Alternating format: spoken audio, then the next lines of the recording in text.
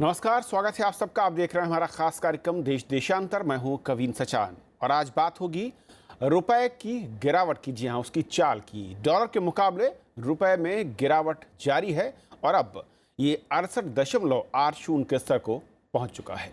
नीति आयोग के उपाध्यक्ष राजीव कुमार कहते हैं कि रुपए की विनिमय दर में गिरावट चिंता का कारण नहीं है, क्योंकि रुपए की वास्तविक लागू विनिमय दर अब भी 5 से 7% ऊपर है।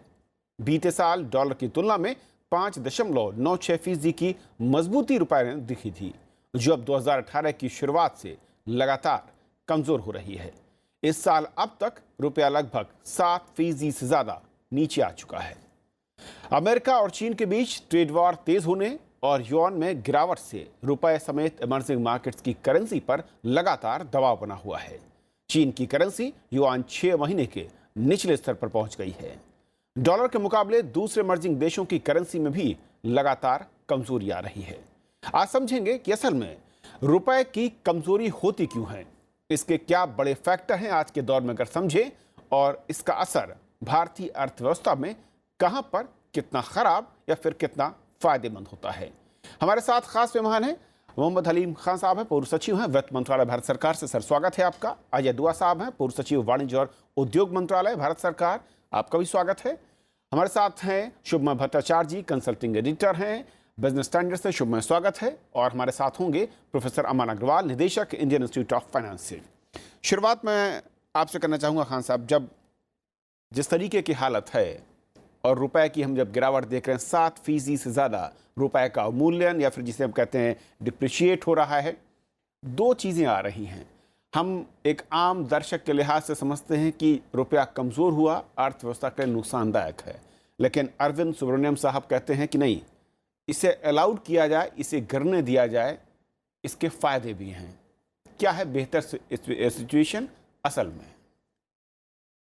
देखिए, जैसा आप अभी कह रहे थे कि चाइना की जो करेंसी है वो भी डाउन हुई है, तो मेरा ये कहना है कि आपको अपने आप को इन आइसोलेशन देखने की ज़रूरत नहीं है। You have to see in the global perspective. और अगर आप देखते हैं कि सिर्फ आप स्टैंडअलोन बेसिस पे आपकी करेंसी गिर रही है, तो उसकी वजह बहुत सारी हो सकती हैं, जो कि जैसे कह सकते हैं ना, आंतरिक आपकी इकोनॉमी से रिलेटेड है। लेकिन अगर जो मेजर करेंसीज हैं, या जो जैसे चाइना है, सिंगापुर है, साउथ कोरिया है, थाईलैंड है, यूरो है, एन है, अगर ये सारी डॉलर के कंपैरिजन में गिर रही हैं, तो फिर आपको ये देखना पड़ेगा कि आपकी इंटरनल प्रॉब्लम्स हैं या it is some sort of a global phenomena which is triggered by certain happenings elsewhere, maybe in US, because dollar मजबूत हो रहा है। I was just flipping through the RBI जो currency data. Indian currency has gone down in comparison to dollar. But if you see the last 2-3 years, how it is behaving in comparison to pound, in comparison to euro, in comparison to yen, then probably the situation may not look all that alarming. Okay. So that is one aspect of it. The other very interesting data which I just saw before coming here, I think there is some private research people who have done this. They have done the comparison of currency depreciation for 15 currencies. अलग-अलग देशों की currency का तुलनात्मक अध्ययन तरीके से किया उन्होंने कि डॉलर के कंपैरिजन में वो कैसे बिहेव कर रही। तो उसमें जो बड़ा लेटेस्ट डेटा था वो ये था कि साहब जून में जो करेंसी गिरी हैं उसमें भारत का स्थान 6वें नंबर पर था। और जो ओपेक की जो मीटिंग हुई थी 22 जून को हुई थी, उसके बाद जो करेंसी गिरी है उसमें डिफरेंट करेंसी 15 करेंसी गिरी हैं, उन्हीं 15 को ध्यान में रख के चर्चा की है उन्होंने। तो उसमें भारत का स्थान शायद चौथा या पाँचवां है। तो अब इससे एक चीज़ तो बड़ी स्पष्ट होती है कि प्रॉब्ली जो भारत के ऊपर एक्स्ट्रा इम्पैक्ट पड़ा है, it has something to do with the sourcing of petroleum products. Basic main source आप कह रहे हैं कि कॉस्ट वो दिख रहा है। शुभमय, जब हम समझ रहे हैं पूरे इस खेल को कि रुपए की रफ्तार या उसकी मजबूती या कमज़ोरी से लेकिन थोड़ा सा इस पे भी समझाइए कि असल में ये रुपए की मजबूती या कमजोरी मापते कैसे हैं? क्या वो पैरामीटर जिसके चलते हम ये कहते हैं जबकि डॉलर के मुकाबले रुपया कमजोर हो गया या ऊपर आ गया, क्या वो बैरोमीटर है? उसके पीछे क्या बड़े फैक्टर्स रहते हैं? Good point. 4 चीज़ें देखा जाता है किसी भी करेंसी के स्ट्रेंथ के लिए। एक है करंट अकाउंट डेफिसिट, एक है इन्फ्लेशन, एक है फिस्कल डेफिसिट, और चौथा है कि करेंसी का जो जिसका जिक्र खान साहब कर रहे थे कि करेंसी का value compare to the other countries. But generally उसके लिए एक रफ मेजर जो यूज़ किया जाता है कि कंट्री का एक्सपोर्ट मतलब कितना इंटीग्रेटेड है with the rest of the world या फॉरेन ट्रेड के ऊपर कितना निर्भरशील है। तो इन चारों आंकड़ों से जिन एक करेंसी का स्ट्रेंथ मापा जाता है। अगर हमारा देखा जाए तो अभी इस वक्त में 2017 का जो हालत था उसमें current account deficit was under control, 1.5% से नीचे थे। GDP inflation is under control. अगर हम फिस्कल डेफिसिट को देखें तो वो भी कंट्रोल में है। कंट्रोल में सिर्फ ये नहीं है कि भारत का जो एक्सपोर्ट्स का जो सेक्टर है वो आगे नहीं बढ़ रहा है। हम लोग एक करीब 7-8 साल पहले भी 350 बिलियन एक्सपोर्ट करते थे, अभी भी रफली उतना ही है। एंड ये चीज़ की वजह से हमारा जो फॉरेन एक्सचेंज रिजर्व्स है वो ज़्यादातर आता है जिसे कहते हैं शॉर्ट मनी, उसके रिजर्व्स में। तो कुल मिलाकर Indian foreign exchange, Indian economy का डोमेस्टिक सेक्टर में एक बहुत बड़ा स्ट्रेंथ रहता है कि Indian economy is not very integrated with the rest of the world. तो और उसके अपने आप अंदर में डिफेंस मैकेनिज्म्स है। लेकिन अगर कुछ वीकनेसेस बाहर से डेवलप किए तो उसको काउंटर बैलेंस करने के लिए इंडियन रुपी में, इंडियन इकोनॉमी में ज़्यादा रिसोर्स नहीं रहते हैं बाहर देखकर। उसको जितने सारे शक्ति अंदर से ही लेना पड़ता है। ओके। इंडियन रुपी के अभी का जो ये जो ट्रेंड चल रहा है, एक्चुअली मैं इसको ख़राब नहीं मानता हूँ। वो इसलिए क्योंकि Indian rupee to certain extent over valued था। इंडियन रुपी कम होने से तेल के आयात में ज़रूर हमारे ऊपर प्रेशर पड़ता है, लेकिन इंडियन रुपी वीक रहता है तो हम जो एक्सपोर्ट्स को हम जो सपोर्ट नहीं दे पा रहे थे वो सपोर्ट आपको इससे मिल रहा है। एक्सपोर्ट सारे अंतर्राष्ट्रीय बाजार में सस्ते होते जाते हैं और इंडियन एक्सपोर्ट ज़्यादातर शॉर्ट टर्म कॉन्ट्रैक्ट्स पे ऊपर निर्भरशील है। तो इसीलिए जो हमने नीरव मोदी के केस में देखा था, तो इसलिए एक्सपोर्टर्स के लिए ये एक बहुत बड़ा फ़ायदा है। तो कुल मिलाकर इंडियन रुपी वीक होना बहुत ज़्यादा अपने आप में इकोनॉमी में, अगर हम जीडीपी के साथ इंडियन रुपी का अगर चलन देखें तो ऐसा नहीं हुआ है कि इंडियन रुपी जब कम हुआ है उस वक्त हमारे जीडीपी में प्रेशर आया है। प्रेशर तब आता है जब इंडियन रुपी के चलन या बाकी सारी चीज़ें जैसे करंट अकाउंट डेफिसिट वगैरह बाकी सारी चीज़ों का अगर जब उनका लेवल बढ़ जाता है तब जाके हमारे लिए रिस्क बढ़ जाता है। वो चिंता की बात होती है। सो इंडियन रुपी अपने आप में नीचे जा रहा है, वो अपने आप में खबरों में अच्छा हेडलाइन दिखता है, बट वो नॉट नेसेसरली ऐसा चीज़ है कि जिसपे कहे कि भाई दिवालिया लुट गया या हम लोग परेशान हो गए। आमतौर पर दर्शक यही समझता है शायद कि अगर रुपए की ताकत कम हुई है, रुपया नीचे जा रहा है तो बड़ी चिंता की बात है, जैसे अपने कहा हेडलाइंस क्योंकि बनती हैं। वैसे में दुआ साहब, इंडस्ट्री और के लिहाज से अगर समझा जाए और एक्सपोर्ट एक बड़ा सेक्टर है, जहाँ तक मैं समझ पा रहा हूँ कि उसको बड़ा फ़ायदा है अगर रुपए का वैल्यूएशन कम होता है नीचे। और कई बार मैंने देखा कि चीन अपनी जो मनी है, करेंसी है, उसका डिवल्यूशन करता है एक्सपोर्ट को बढ़ाने के लिए। क्या वो और बड़े फैक्टर है जहाँ पर इसकी गिरावट का असर दिखता है और वो इकोनॉमी के लिहाज से पॉजिटिव है?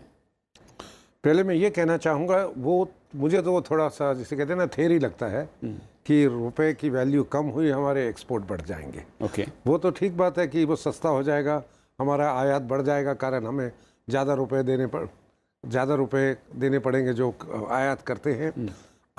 जो आयात के रूप से तो हमें बिल्कुल घाटा है, और ख़ास करके जब हम 80% अपना पेट्रोल आयात करते हैं तो हम जैसे जैसे पेट्रोल का एक बाहर रेट बढ़े और दूसरा करेंसी हमारी करेंसी की वैल्यू कम होती जाए, वो खर्चा हम पहले से ज़्यादा होगा। अब क्या कहा जा रहा है कि ये पॉजिटिव चीज़ है कि हमारे एक्सपोर्ट बढ़ जाते हैं। अगर आप देखा जाए कि भारत के जो एक्सपोर्ट्स हैं, निर्यात है, निर्यात में 2 सबसे बड़े उसके अंदर आइटम्स हैं। एक है पेट्रोलियम प्रोडक्ट, पेट्रोल और पेट्रोलियम प्रोडक्ट, और दूसरा है जेम्स एंड ज्वेलरी। इन दोनों के अंदर जो वैल्यू एडेड हिंदुस्तान के अंदर है वो 30 से 35% ही है एवरेज में। 65% इम्पोर्ट इनसे इंटेंसिटी है इन 2 आइटम्स का ही, क्योंकि हम कच्चा तेल लाते हैं, भारत में रिफाइन करते हैं, उसको बाहर एक्सपोर्ट कर दिया और उसी को प्रोडक्ट कुछ बना के एक्सपोर्ट किए। जेम्स एंड ज्वेलरी में कच्चे डायमंड बाहर से आ रहे, कच्चा लोहा सोना बाहर से आ रहा, यहाँ पे वैल्यू ऐड किया, तो आपको एक्सपोर्ट का भी वो फ़ायदा नहीं मिलता। वो तो मैंने थ्योरी इसलिए कहा क्योंकि आपको वो देखने की ज़रूरत है कि भारत का निर्यात क्या ज़्यादा हो रहा है। और जो हमारे इंजीनियरिंग गुड्स, अंदाज़न आधा हमारा एक्सपोर्ट इन दो आइटम के ऊपर है, पेट्रोलियम प्रोडक्ट और जेम्स एंड ज्वेलरी, बाकी आधा 45% 55% ऐसे है। बाकी चीज़ों में अगर आप देखेंगे, अब इसके कारण जब आपका आयात बढ़ जाता है, पेट्रोल के ऊपर खर्चा बढ़ेगा, इन्फ्लेशन होने का, महंगाई बढ़ने का बहुत ज़्यादा चांसेस रहते हैं। तभी तो रिजर्व बैंक ने जो अभी 25 बेसिस पॉइंट बढ़ाया रेट, और लोग कह रहे हैं कि शायद 25 बेसिस पॉइंट अगले रिव्यू में फिर बढ़ा दिया जाए। उससे ब्याज के रेट बढ़ने की बहुत ज़्यादा शंका है। ब्याज का रेट बढ़ा तो भारत का कंपेटिटिवनेस जिसे कहते हैं कि कॉस्ट ऑफ कैपिटल बढ़ जाएगा, और हमारे इंजीनियरिंग गुड्स के ऊपर भी फ़र्क पड़ेगा, कारण लोगों को वर्किंग कैपिटल भी लेना है, टर्म कैपिटल भी लेना है। तो इसलिए मुझे नहीं लगता कि एक पॉइंट जो मैं कहना चाह रहा था कि हमारा निर्यात ऑटोमेटिकली बढ़ जाएगा अगर रुपए की वैल्यू कम होती रही। पर थ्योरी में बिल्कुल ठीक है कि अभी तक हमारा 17 से 18% ओवर वैल्यू था, जो नीति आयोग के उपाध्यक्ष जी कह रहे हैं या अरविंद सुब्रमण्यम जी कह रहे हैं। पर हमें थोड़ा सा बारीकी से सूक्ष्मता में देखने की ज़रूरत है कि इससे हमें फ़ायदा होगा कि घाटा। मुझे लगता है कि रुपए की वैल्यू स्टेबल रहना जैसे अभी तक रही थी, वो सबसे फ़ायदेमंद चीज़ है। डेप्रिसिएशन होना, उसके अंदर लोगों का मन में भी शंका है, और एक्चुअली भारत को उसका घाटा होगा। अमन जी, जिस तरीके से इंटरनेशनल इस वक्त अंतर्राष्ट्रीय माहौल दिखता है, ट्रेड वॉर एक तरफ चल रहा है, साथ ही साथ क्रूड ऑयल को हम लगातार देख रहे हैं कि संशय की स्थिति है दुनिया के तमाम देशों के सामने। इंपोर्ट कहाँ से होगा, किस दामों पर होगा, ओपेक का फैसला ज़रूर हुआ, लेकिन इसके बावजूद ये जो फैक्टर हैं, इसके अलावा क्या ऐसे बड़े फैक्टर हैं जो भारतीय रुपए की चाल को, मैं कहूँ कि इस वक्त उसके पीछे के कारण दिखते हैं, और जो स्तर है इस वक्त रुपए का जो लगातार नीचे की तरफ दिख रहा है 7%, और कुछ इकोनॉमिस्ट कह रहे हैं कि 9 से 11% तक इस साल की गिरावट उसमें आ सकती है। क्या फैक्टर्स बड़े हैं इंटरनेशनल लेवल पर? देखिए जी, जो इंटरनेशनल फैक्टर्स अपार्ट फ्रॉम जो आपने बात करी तेल की वजह से या जो ट्रेड वॉर की वजह से हो रहे हैं, उसके काफ़ी सारे कारण। एक तो जो क्रिप्टो करेंसीज है, आपने सुना होगा सुप्रीम कोर्ट ने भी कल एक डिसीजन दिया है आरबीआई को होल्ड करते हुए, और मैंने भी पिछले काफ़ी सारे कार्यक्रम में कहा है क्रिप्टो करेंसी अगर नेशनलाइज नहीं है तो नहीं लॉन्च करनी चाहिए। वो जो एक है उसको रोका गया है, उसकी वजह से कुछ पैसा जाएगा। दूसरा, हमने देखा है जो हमारी बैंकों की हालत है और जो फ्रॉड्स निकल के, करप्शन निकल के आए हैं पिछले 6 महीनों में, उससे जो अंतर्राष्ट्रीय मार्केट के अंदर जो निवेश हो रहा था, यहाँ पैसा रखा जा रहा था, उससे थोड़ा सा झटका लगा है। और लोगों को अब ये क्लियर नहीं है कि मैं अपना पैसा रख रहा हूँ बैंकों में तो वो क्लियर होगा या नहीं होगा, तो कुछ निवेश बाहर जा रहा है। तीसरा जो है यूएस की जो ट्रेड वॉर हो रही है उसकी इंटरनल इम्पैक्ट यूएस में काफ़ी ज़्यादा है। वहाँ पे इन्फ्लेशनरी प्रेशर्स काफ़ी ज़्यादा हैं, मॉनेटरी प्रेशर्स काफ़ी ज़्यादा हैं, और उसकी वजह से काफ़ी सारी कंपनीज जो हैं पैसा अपना विड्रॉ कर रही हैं, because labour cost beginning of this year से वहाँ पे बढ़ गए हैं, जो मैंडेटरीली बढ़ाए गए हैं यूएस में। तो काफ़ी सारी जो निवेशक हैं वो कंपनीज उसको विड्रॉ कर रही हैं, और वो विड्रॉल जो है नेचुरली वो डॉलर के रूप में विड्रॉ करेंगे या यूरो के रूप में विड्रॉ करेंगे, तो नेचुरली एक्सचेकर पे खर्चा भार पड़ेगा। तीसरा जो इन एनी केस ऑयल की वजह से बताया गया, और ये जो हमें मार पड़ रही है रुपए की, इससे बहुत ज़्यादा एक हमने एस्टिमेट किया है अपनी स्टडी में आज से 10-12 साल पहले कि 1 रुपया गिरने का मतलब है, अगर रुपया 1 रुपये से गिरता है नीचे, तो उसका मतलब है कम से कम हिंदुस्तान को 10 साल पीछे भेजना हर एक चीज़ के अंदर, क्योंकि एक्सपोर्ट्स जो होती हैं हमारी वो सारी इलास्टिक हैं हिंदुस्तान में। कोई ऐसी एक्सपोर्ट नहीं है जो इलास्टिक नहीं हो। वो अगर मार्केट में रेट सस्ता है या क्वालिटी अच्छी है तो बिक गया, नहीं तो नहीं बिका। पर जो हमारे इंपोर्ट्स हैं वो सारे इतने इन इलास्टिक हैं, और हमारे फिक्स इंपोर्ट्स हैं, चाहे वो ऑयल के अंदर हो, चाहे मेडिसिन में हो, चाहे फार्मास्यूटिकल में हो, चाहे हमारे एग्रीकल्चर बेस्ड प्रोडक्ट्स हों, वो सारे इन इलास्टिक है। वो हमें खरीदने पड़ेंगे, किसी दाम पे भी हमें खरीदने हैं। तो उनकी जो मार हिंदुस्तान के ऊपर इन्फ्लेशन पे ही बात की गई, इन्फ्लेशन पे पड़ती है, एक आम आदमी के ऊपर पड़ती है, और अल्टीमेटली एक्सचेकर के ऊपर, जो ट्रेजरर है उसके ऊपर जो पड़ती है वो काफ़ी ज़्यादा होती है, और उससे जो पूरा जो महकमा है हिल जाता है। मेरे विचार में जो आरबीआई का जो रोल था, जो उसको करना चाहिए। हम लोग एक मैनेज फ्लोट की बात करते हैं, हमारा ऑल्दो फ्लोटिंग करेंसी है हिंदुस्तान का, बट एक manage float, even United states manage float करता है, इंडिया भी करता है, यूरोप भी मैनेज फ्लोट के हिसाब से चलता है। मैनेज फ्लोट का मतलब ये होता है कि एक बैंड दिया जाता है, उस बैंड के अंदर अगर ऊपर नीचे चल रहा है करेंसी तो वो अलाउ कर देती है सेंट्रल बैंक कि उसको फ्लोट कर दे दिया जाए। अगर उससे ऊपर जाता है बहुत ज़्यादा या नीचे जाता है तो एकदम से सेंट्रल बैंक इंटरवीन करके उसको रोकता है, देखता है क्या कारण है, क्या वजह हो रही है, किस वजह से हो रहा है।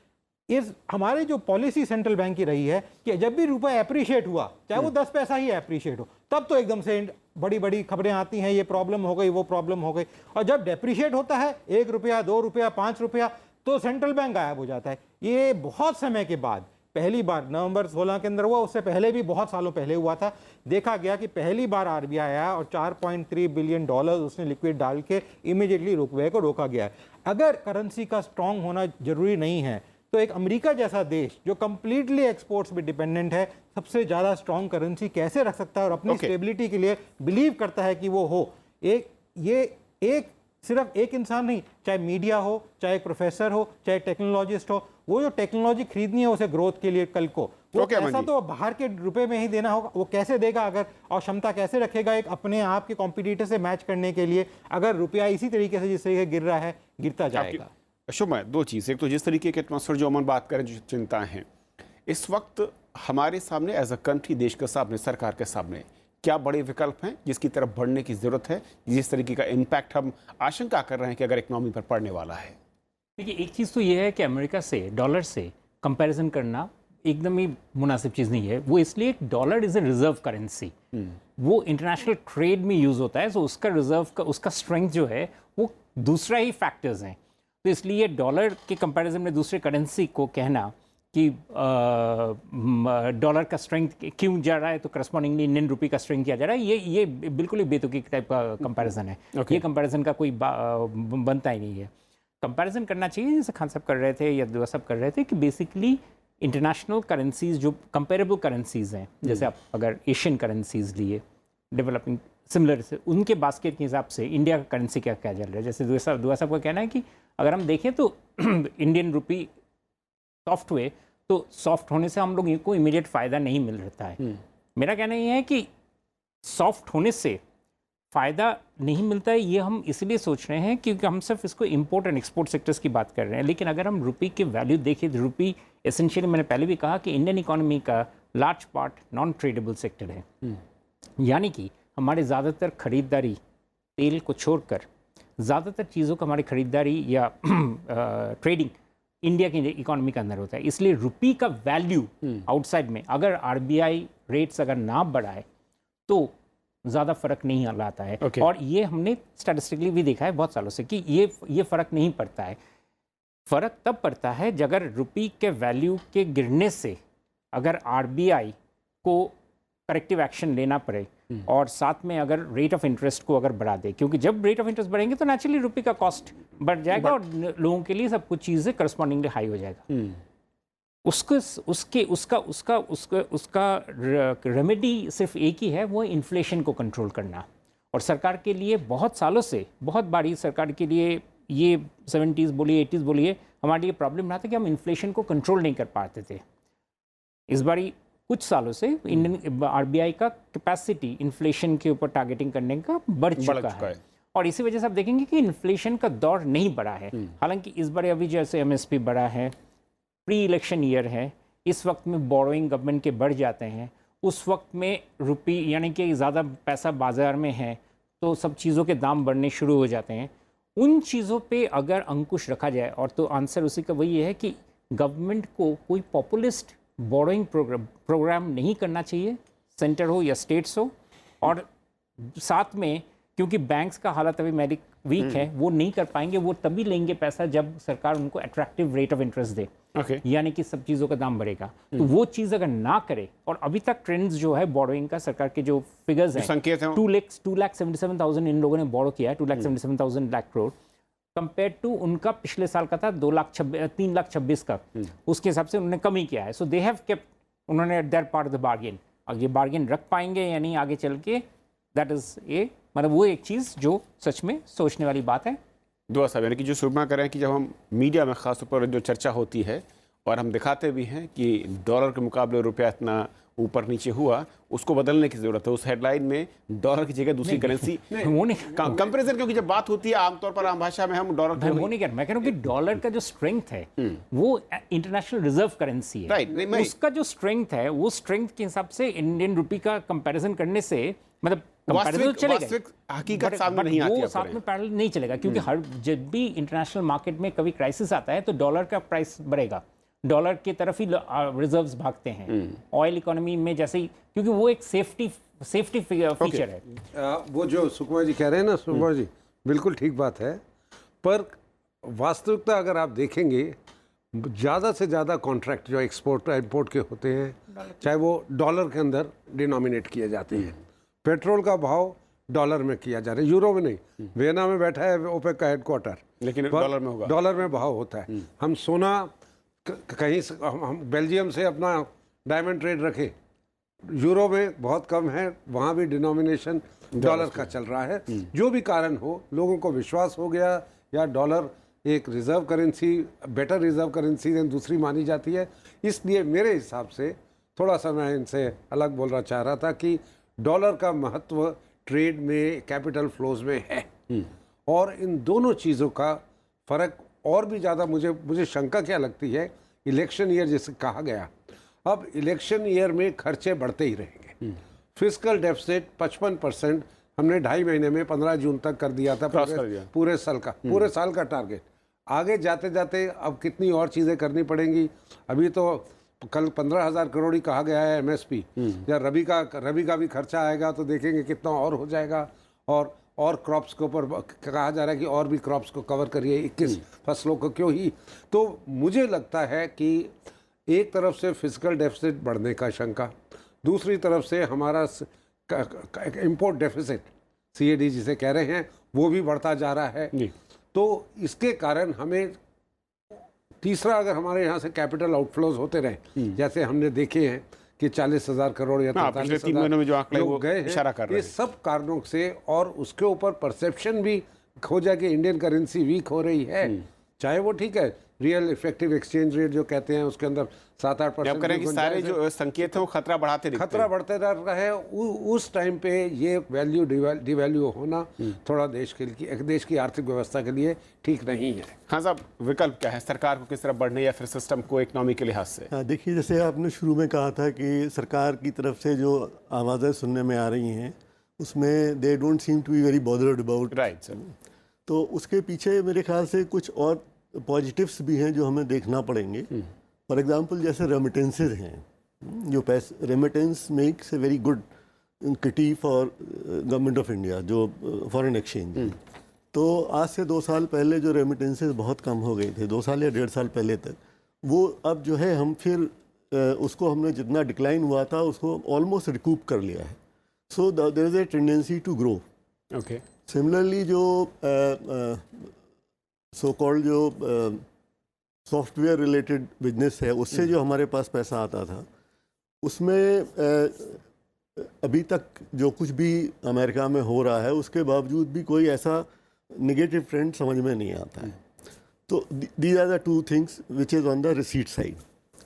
अच्छा, एक्सपेंडिचर साइड में जो सबसे, जो मैंने आपको कहा था कि ओपेक की मीटिंग के बाद ये हुआ, तो शायद कहीं ना कहीं मार्केट में जो ओपेक के डिसीजन से जितना एक्सपेक्टेशन थी उतनी शायद नहीं पूरी हुई।